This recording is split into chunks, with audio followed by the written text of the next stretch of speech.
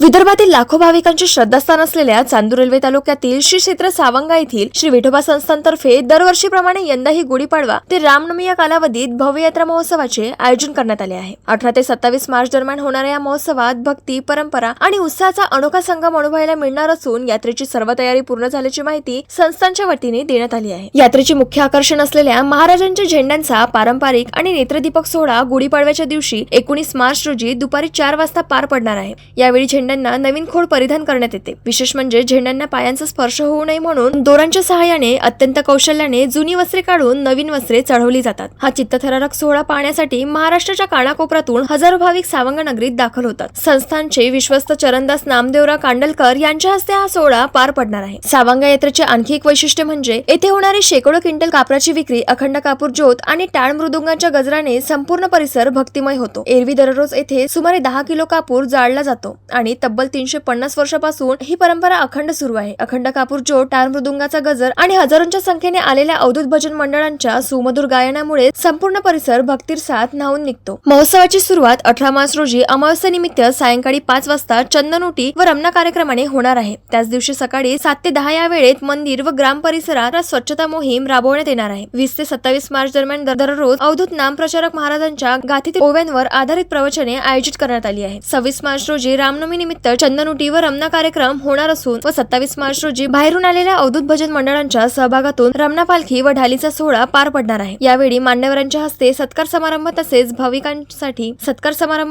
भाविकांसाठी भव्य महाप्रसादाचे आयोजन करण्यात